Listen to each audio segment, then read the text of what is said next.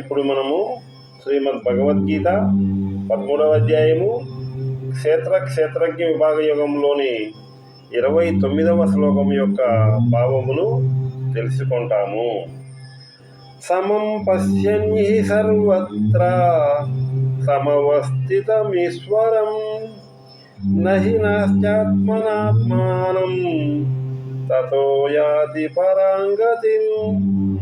ఈ శ్లోకం యొక్క భావం ఏమనగా, సర్వ ప్రాణులయందు సమంగా వసించే ఈశ్వరుని సమముగా వ్యాపించినట్లుగా చూసే మానవుడు తన ఆత్మను తానే హింసించుకొనడు.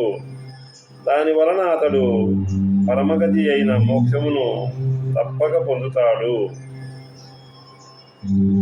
శరీరమే తాను అనే ఆలోచనతో ఉన్న అజ్ఞానులందరూ తమలోని ఆత్మను హింసించువారే అవుతారు.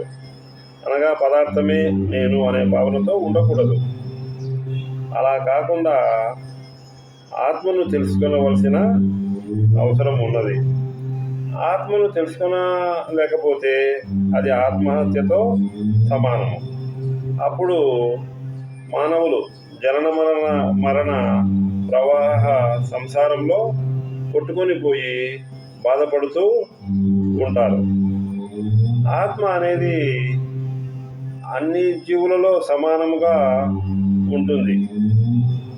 ఈ పైని శరీరములు, నామములు, రూపములు మాత్రమే వేరుగా ఉంటుంది.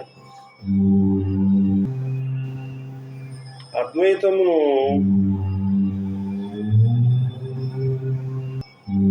గ్రహించవలను, ద్వైతమును వదిలివేయవలను. అప్పుడే మనకు ఘర్షణ లేని శాంతి, ఆనందము కలుగుతాయి.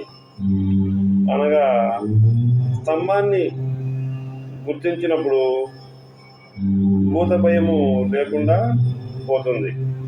మనమందరము ఒకే కుటుంబము, ఒకే DNA, ఒకే దేశ పౌరులము అనే భావనతో ఉండవలెను. ఇంతకు పూర్వము 6వ అధ్యాయము 5వ శ్లోకములో తనకు తానే బంధువు, తనకు తానే శత్రువు అని చెప్పడం జరిగింది. ఆత్మైవ హ్యాత్మనో బంధువు ఆత్మైవ రిపురాత్మనః.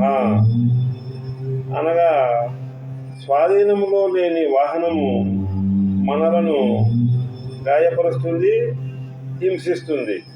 అదేవిధముగా మనము ఇంద్రియములను, శరీరమును నియంత్రణలో ఉంచుకున్నప్పుడు మనకు మేలు కలుగుతుంది. అజ్ఞానము, మిథ్యాజ్ఞానము తొలగితే మనకు పరిపూర్ణ అనుభవము, పరమగతిని పొందుతాము. లేని ఎడల ఇంద్రియ సౌఖ్యాలు, భోగలాలసత, స్వార్థపూరితమైనటువంటి కోరికలతో మన జీవితాలను, ఇతరుల జీవితాలను కూడా నాశనము చేస్తాము. అందువలన సర్వత్రా వ్యాపించి ఉన్న ఆత్మను దర్శించి నిరతిశయమైనటువంటి ఆనందమును పొందవలసి ఉన్నది. శుభం భూయాత్.